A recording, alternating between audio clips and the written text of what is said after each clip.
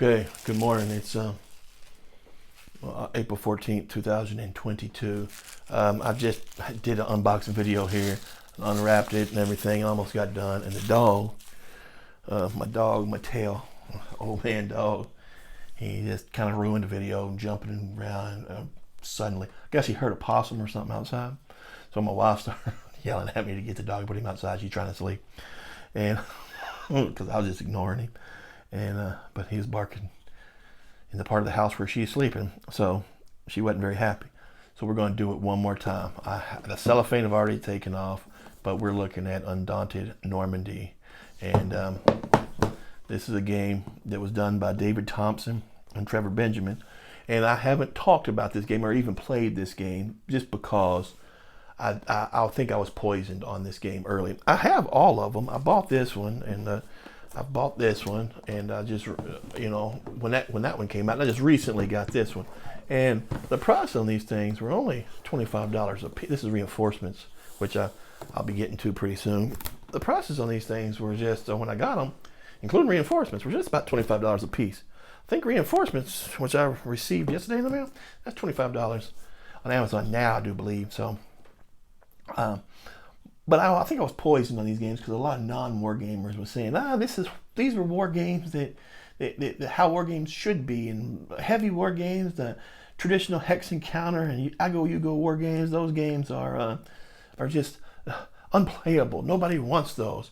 And I'll have to say, I like traditional war games. I don't have any problem making a game like this, making it accessible, which I don't know what that means, to more people.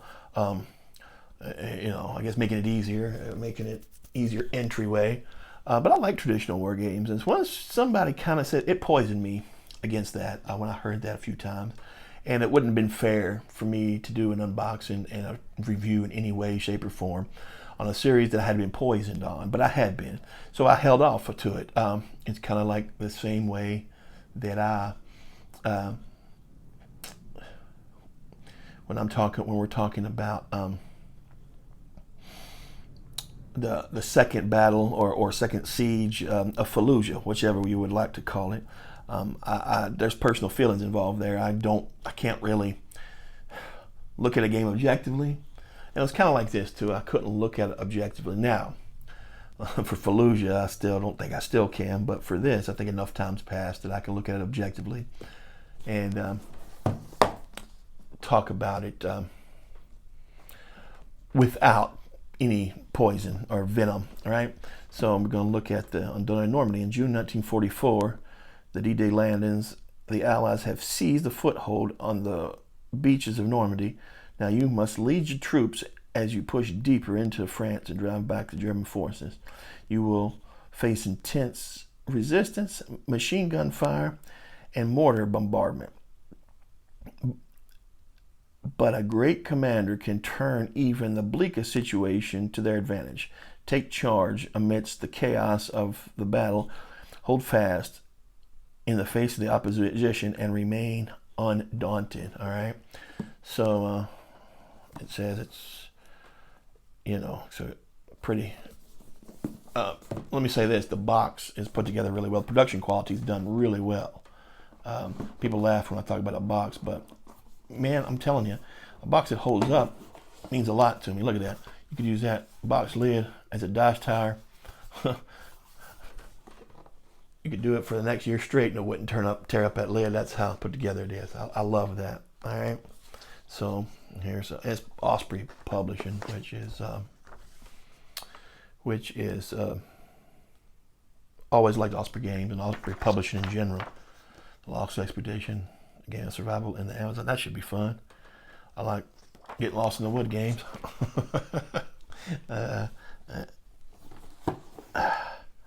Maybe the only problem I see is that maybe the box is too tight. All right, so here we got a rule book.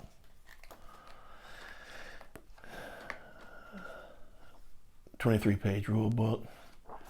All right, got a short historical note, but I got on soldier names.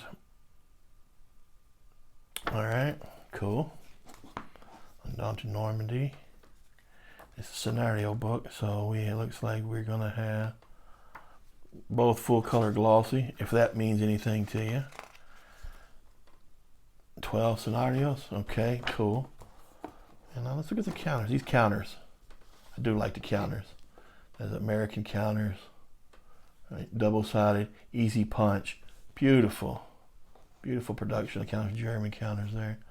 So you got riflemen, gunners, scouts, mortar, and snipers. Okay, cool, cool, cool. And then looks like we have tiles that will make the map, double-sided tiles, which I don't know, man, kind of hot and cold on using tiles to build a map, but we'll see how it is. Maybe it'll be okay. It's not my favorite way to build a map, but I will say it's easy to do, to change scenarios and stuff. I don't know. I didn't like it with I don't like it with the Command and Colors games either, and that's not even you're building a map. I'd almost prefer you build a map with tiles. You're just, placing the overlays. That kind of gets cards. So you got them. So this is a deck building game, I am told. So you got some cards. Well, if I can't open them, let's see. Still can't open them.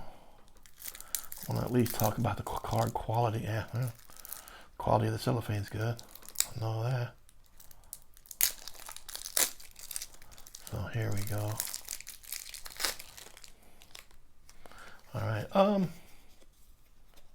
Cards maybe a little thin for my liking, but they're okay.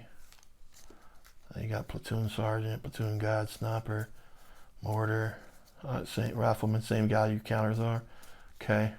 So, assuming you got the same in the German stack, no need to, and 4D10s look like, and an insert. I love an insert to a game. That's just a classy type of a thing. You get an insert in there, helps you keep your stuff separated, helps you keep everything in a nice place. I didn't see any baggies, extra baggies, and they don't have any extra baggies for your counters. So that's the one thing I would I would vex about, but that's not much of a vexation. That's just a little bit. So let's look at the rule book and let's see if I can find a sequence play. How to play. Play takes the form of a series of rounds during which both players will play cards to move units, attack the opposing forces, and grab objectives. Each round consists of the following 3 phases: draw phase, determine initiative, and the player turns. Once the last turn has been completed, a round has been, the next round starts. Okay. All right, so you're drawing cards. Both players draw 4 cards from their deck to form a hand.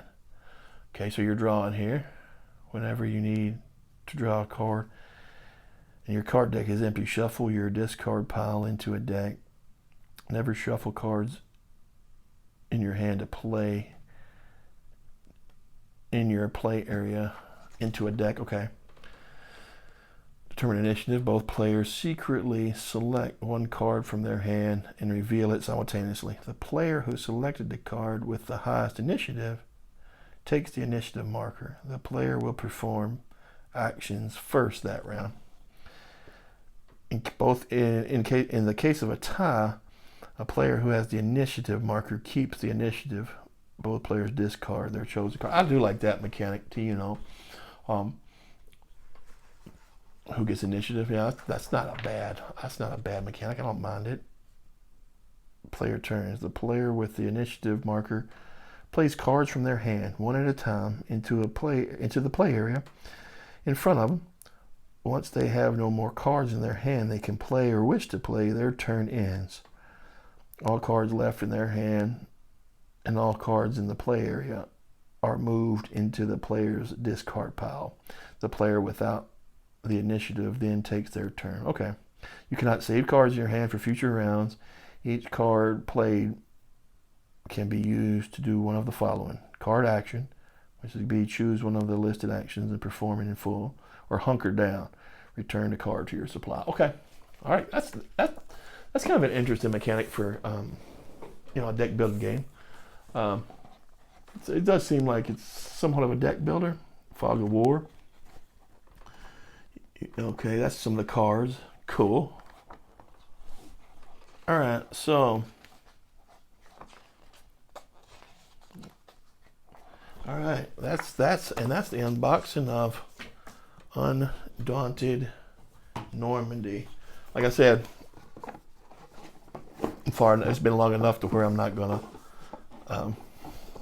be poisoned by what anybody else has said about it. I'm gonna, if you're currently in my game group, I'm gonna probably draft one of y'all to play this with me to see how it is pretty soon, and then I'm probably gonna move on to North Africa, and then we're gonna look at this. This was the one I was most excited about, which was Reinforcements, which is the biggest of the boxes by far.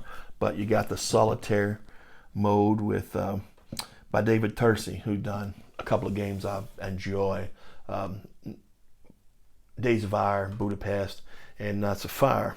Both of those games I enjoyed greatly. Really good solitaire games. So I'm looking forward to that. But that's it. If y'all played this, let me know if it's good or not good, or if you liked it, or what you didn't like about it, if you loved it. I liked David Thompson. I liked the game Pavlov's House. I thought it was a solitaire game that I thought was a little, after you figured it out, you could just win just about every time. So that's the only drawback to it, but it was good. I like David Thompson's games. Like I said, I was just poisoned early. Now I'm getting around to it. Better late than never, I guess. So I'm going to tell you how they are. All right, y'all. Y'all have a great day.